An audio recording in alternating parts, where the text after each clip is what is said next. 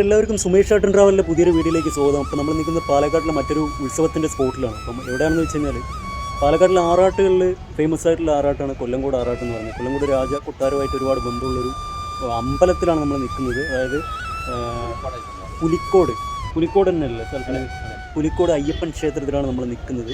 അപ്പോൾ നമ്മളോടൊപ്പം അമ്പലത്തിലെ തിരുമേനുണ്ട്, മേൽശാന്തിയാണ് വിഷ്ണു നമ്പൂതിരി. അപ്പോൾ പുള്ളി അതിൻ്റെ കറക്റ്റായിട്ടുള്ള കാര്യങ്ങൾ, ഐതിഹ്യവും അമ്പലത്തിൻ്റെ ചരിത്രവും അതുപോലെ തന്നെ ആറാട്ടിനെ കുറിച്ചുള്ള കൂടുതൽ വിവരങ്ങൾ നമുക്ക് പറഞ്ഞുതരും. നേരത്തെ എടുത്തോട്ട്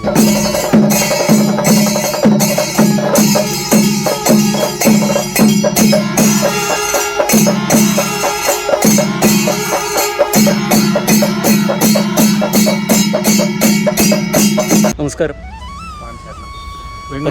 അപ്പോൾ നമുക്ക് അറിയേണ്ടത് ഈ അമ്പലത്തിനൊരു ഐതിഹ്യം ഉണ്ടാവുമല്ലോ, അതുപോലെ തന്നെ നമ്മുടെ കൊട്ടാരമായിട്ട് നല്ലൊരു ബന്ധമുണ്ട്.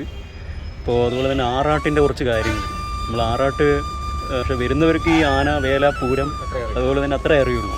അപ്പോൾ കൂടുതലായിട്ട് നമുക്ക് അതിനെ പറ്റിയിട്ടൊന്ന് അറിയണം, അതിന് വേണ്ടിയിട്ടാണ് നമ്മൾ വന്നിട്ടുള്ളത്. അപ്പോൾ എന്തൊക്കെയാണ് അതിൻ്റെ ഒരു കാര്യങ്ങളെന്ന് പറഞ്ഞു കഴിഞ്ഞാൽ ആദ്യം നമുക്ക് ഈ അമ്പലത്തിൻ്റെ ഒരു ഐതിഹ്യം എന്താണെന്നുള്ളത്. കൊല്ലങ്കോട് ദേശത്തിൻ്റെ രാജാവിൻ്റെ കീഴിലുള്ള 9 ക്ഷേത്രങ്ങളിൽ ഒരു ക്ഷേത്രമാണ് കൊല്ലങ്കോട് പുലിക്കോട് അയ്യപ്പങ്കാവ് ക്ഷേത്രം. 9 ക്ഷേത്രങ്ങളിൽ കൊല്ലങ്കോട് രാജാവിൻ്റെ കീഴിൽ 9 ക്ഷേത്രങ്ങൾ, നമ്മുടെ കൗലവത്തിൻ്റെ കീഴിൽ, കൊല്ലങ്കോട് കൊട്ടാരത്തിൻ്റെ കീഴിൽ, കൗലവത്തിൻ്റെ കീഴിൽ 9 ക്ഷേത്രങ്ങളുണ്ട്. കാച്ചാങ്കുറിശി തോന്നുന്നില്ലേ മെയിനായിട്ടുള്ളത്? അതെ, കാച്ചാങ്കുറിശി, കൊല്ലങ്കോട് ഇവിടെ വരും, കൊല്ലങ്കോട് അയ്യപ്പങ്കാവ്, പിന്നെ ആനമാറി സുബ്രഹ്മണ്യ സ്വാമി ക്ഷേത്രം, അങ്ങനെ തുടങ്ങി വടവന്നൂര് പൊക്കുന്നി ശിവക്ഷേത്രം, കോട്ടയമ്പലം തുടങ്ങി 9 ക്ഷേത്രങ്ങളുടെ ആധിപത്യം കൊല്ലങ്കോട് രാജാവിനാണ്. പണ്ട് ഈ ദേശം മുഴുവനും കൊല്ലങ്കോട് രാജാവിൻ്റെ അതിർത്തിയും ഇതിൻ്റെ കീഴിലായിരുന്നു.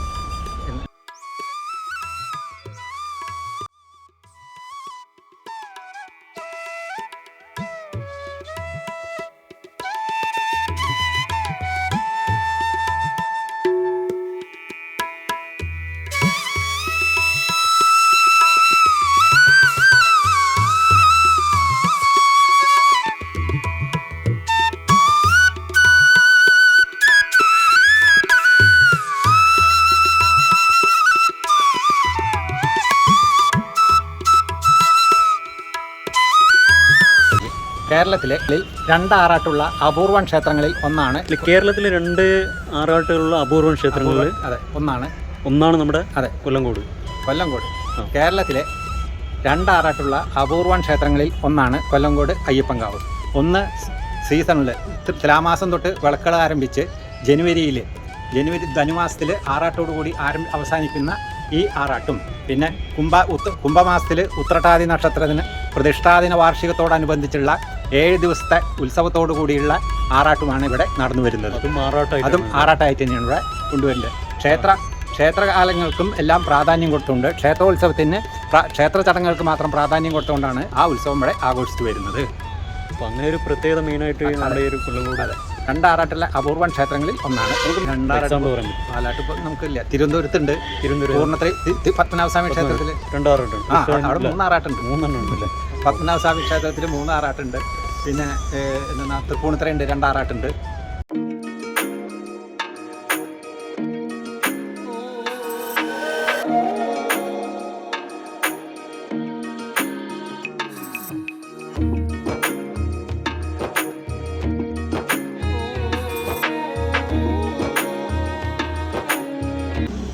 ഇപ്പോൾ കൂട്ടുകാരെ നമ്മുടെ തൊട്ട് ബാഗിൽ കാണുന്നതാണ് കൊല്ലങ്കോട് കോവിലകം കൊട്ടാരം എന്ന് പറയുന്നത്. പേരെന്താ? എൻ്റെ പേര് മുരുകേഷ്. അമ്പല കമ്മിറ്റിയിലുള്ള ആളാണ്. വിദ്യാധരൻ ക്ഷേത്ര കമ്മിറ്റിയിലുണ്ട്. നിങ്ങളുടെ രണ്ടുപേരെയാണ് പേര് പറയുന്നത്. രഘുനാഥ്. രഘുനാഥ്, വിപിൻ. വെങ്ങനാടിൻ്റെ 5 ദേശങ്ങളുടെ അധിപനായിട്ടുള്ള ദേവനായിട്ടാണ് ഈ പുലിക്കോട് അയ്യപ്പൻകാവ് ദേവനെ കണക്കാക്കുന്നത്. മുതലമട, പല്ലശ്ശന, എലവഞ്ചേരി, വടവന്നൂർ, നെമ്മാറ മുതൽ വടക്ക് പറമ്പിക്കുളം വരെ വെങ്ങനാട് സ്വരൂപത്തിൻ്റെ കീഴിലായിരുന്നു. അപ്പോൾ ആ ക്ഷേത്രങ്ങളിലും അവരുടെ അനുഭവങ്ങളും കൂടി എല്ലാത്തിൻ്റെയും ദേശദേവനായിട്ടാണ് ഈ ക്ഷേത്രങ്ങളെ കണക്കാക്കുന്നത്. പൗരാണിക കാലം മുതൽക്ക് തന്നെ ഇവിടെ ആറാട്ട് ആഘോഷിച്ചു വരുന്നുണ്ട്. വൃശ്ചികമാസത്തിൽ മണ്ഡലകാല ആരംഭത്തോടുകൂടി വിളക്കുകൾ ആരംഭിച്ച് ധനുമാസത്തിൽ അവകാശ വിളക്കുകളോടുകൂടി തുടങ്ങി, മണ്ഡലകാല വിളക്കോടുകൂടി ആരംഭിച്ച് അവകാശ വിളക്കുകളോടുകൂടി തുടങ്ങി ആദ്യത്തെ ശനിയാഴ്ച അല്ലെങ്കിൽ ബുധനാഴ്ച ആറാട്ടായിട്ടാണ് ആഘോഷിക്കുന്നത്. ജനുവരി മാസം ആദ്യത്തെ ബുധനാഴ്ച. ബുധനാഴ്ച മലയാള മാസമല്ല നോക്കാറ് സാധാരണ.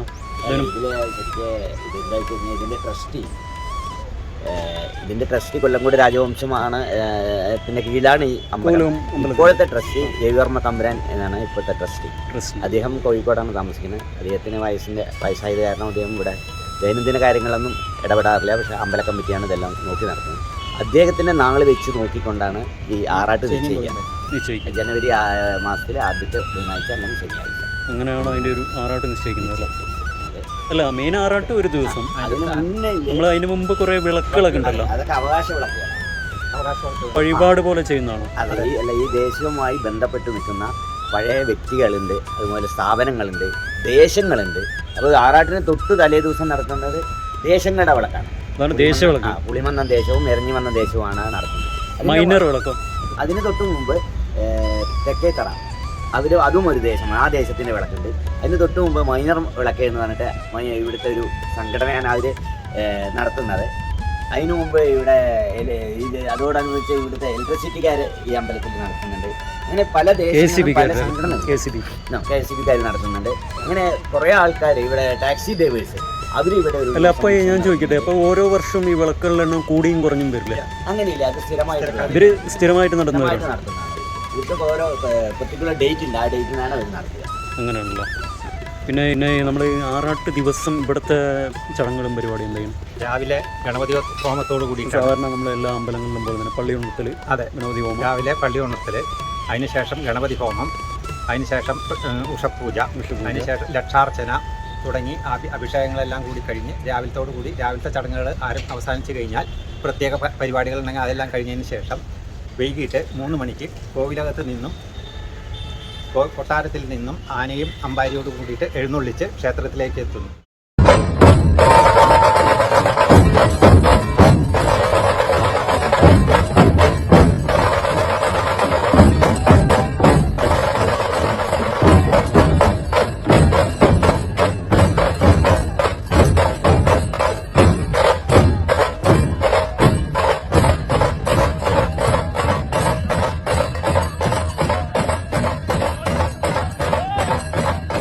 ക്ഷേത്രത്തിൽ വന്നു കഴിഞ്ഞാൽ അലങ്കാര ദീപാരാധനയോടുകൂടി ഭഗവാനെ ആനപ്പുറത്ത് എഴുന്നള്ളിച്ച്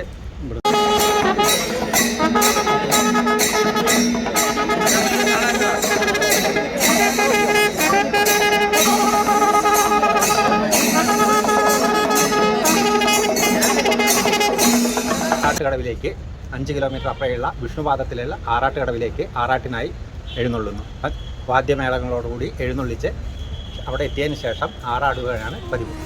അദ്വേഷ്ട സർവഭൂതാനാം മൈത്രകരുണയേവച നിർമ്മമോ നിരഹങ്കാര സമാദുഃഖസുഖർഷണേ. അതിനുശേഷം ആറാട്ടും വാദ്യമേളങ്ങളെല്ലാം അവസാനിച്ച് രാത്രി 12 മണിയോടുകൂടി ഗണപതി ക്ഷേത്രത്തിൽ അവിടെ ഇറക്കി പൂജ കഴിച്ച് അന്തി ഉറങ്ങി പിറ്റേ ദിവസം വെളുപ്പിന് 3 മണിയോടുകൂടി അവിടെ നിന്നും പുറപ്പെട്ട് 5 മണിയോടുകൂടി ക്ഷേത്രത്തിലെത്തി കുളത്തേരും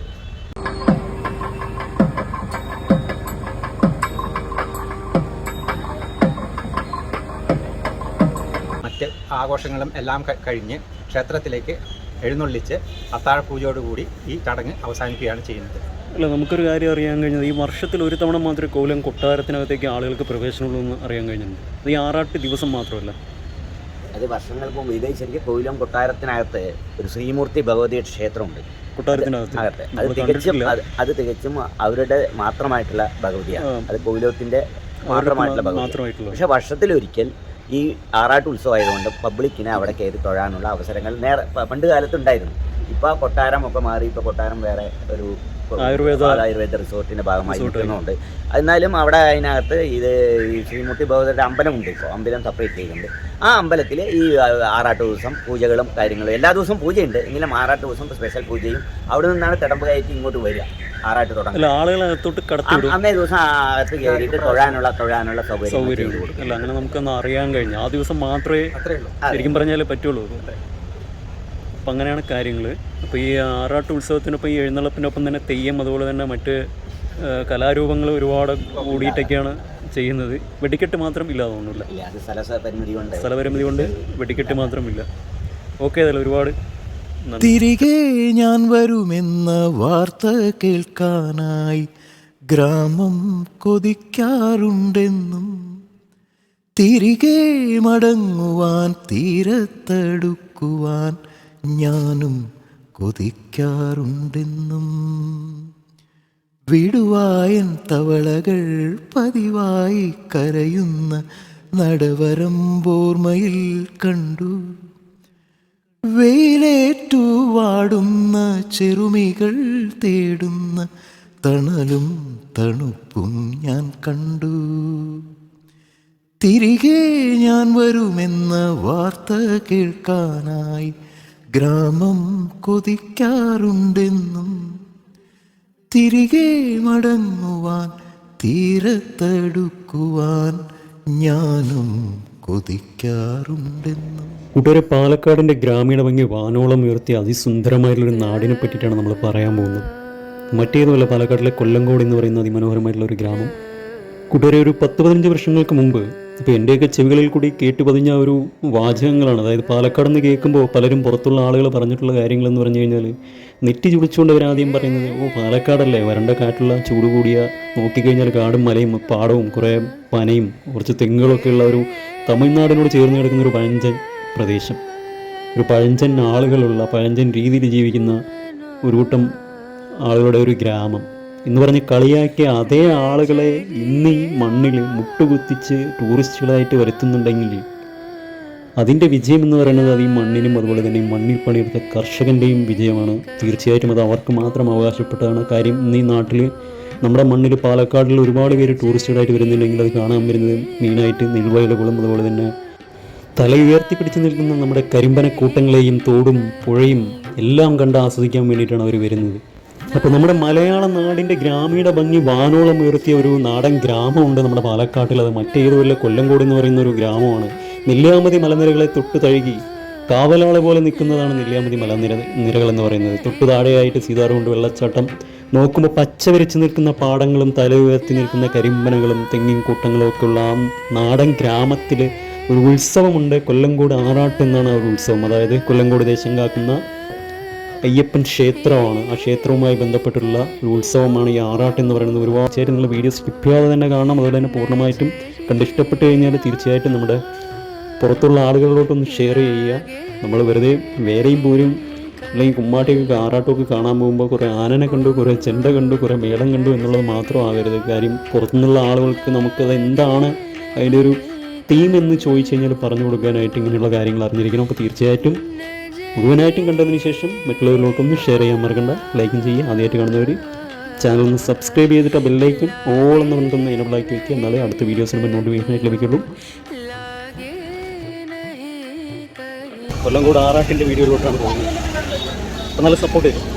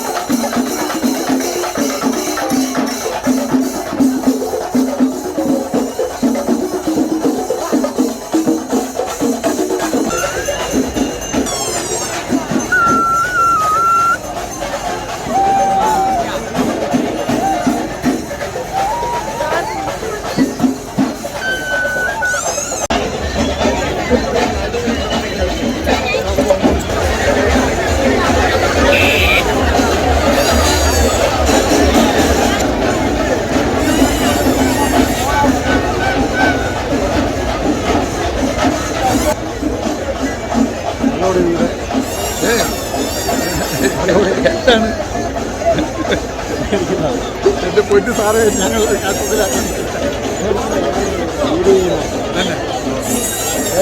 എൻ്റെ പേര് പ്രഭാകരൻ, സ്ഥലം കണ്ണമ്പ്ര. நான் ஜெயிக்கணும்னா நீ வேணும்.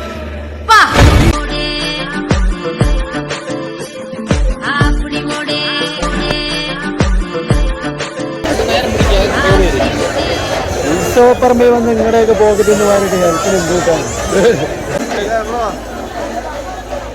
വിളിക്കുന്നതാ.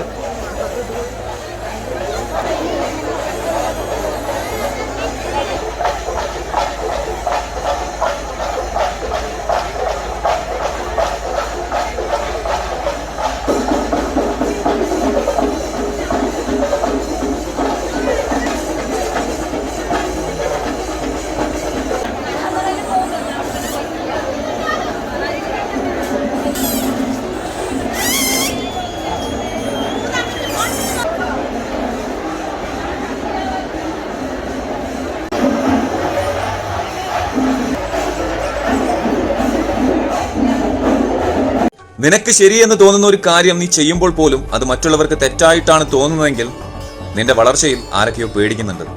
മിത്രങ്ങളെക്കാൾ ഏറെ ശത്രുക്കളാണ് നിനക്ക് ചുറ്റുമെന്ന് നിനക്ക് തോന്നി തുടങ്ങിയാൽ നീ ഉറപ്പിച്ചോ, വിജയത്തിലേക്ക് നിനക്ക് അധികം ദൂരമില്ല. Don't listen to anyone. അവരുടെ ചോദ്യങ്ങൾക്ക് ഉത്തരം നൽകേണ്ട ആവശ്യം നിനക്കില്ല. ബിക്കോസ് ഈ യാത്രയിൽ നീ തനിച്ചാണ്.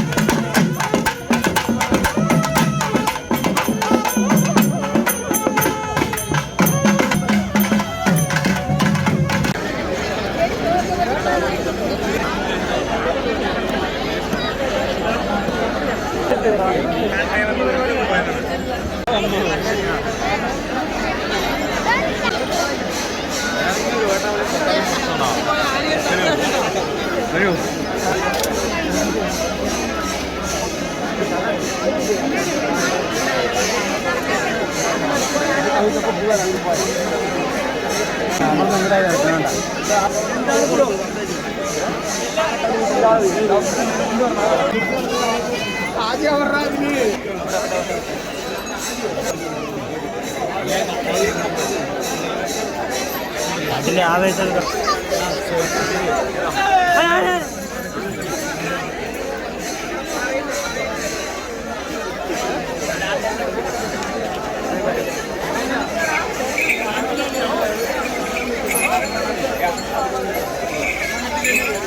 Gracias.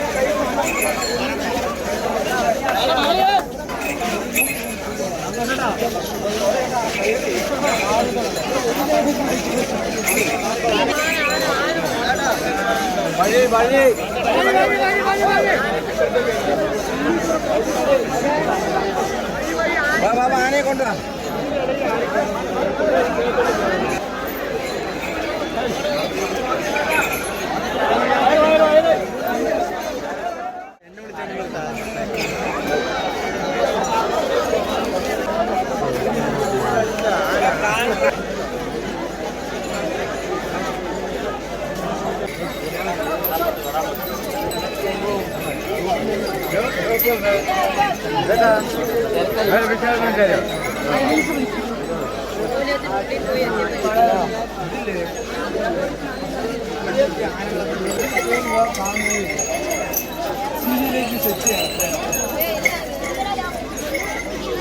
മര്യാദയ്ക്ക് കാട്ടിക്കൊണ്ടു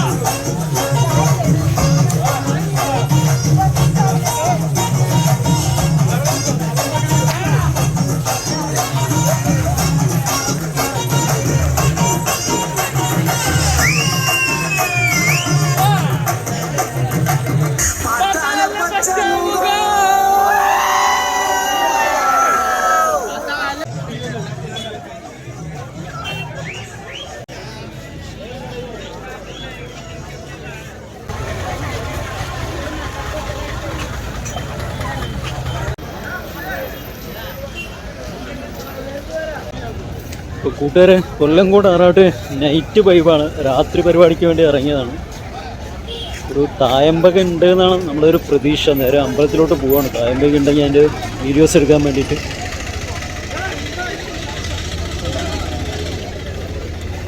ഏതായാലും നമുക്കൊന്ന് പോയി നോക്കാം, കിട്ടുകയാണെങ്കിൽ എടുക്കാം. കൂട്ടുകാരെ ചിറക്കൽ കാളിദാസൻ വരുന്നത് കാണുന്നുണ്ടെങ്കിൽ ഒന്ന് കാണട്ടോ.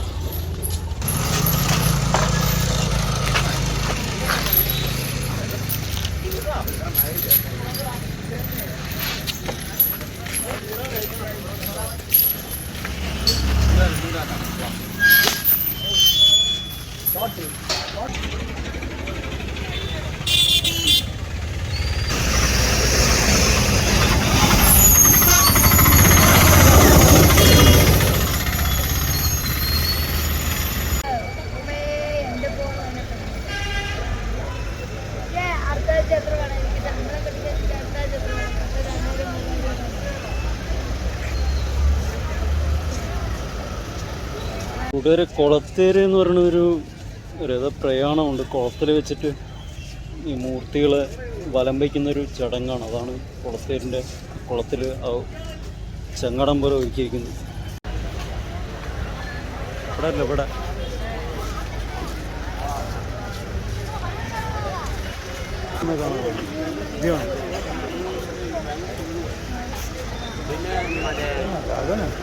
അതന്നെ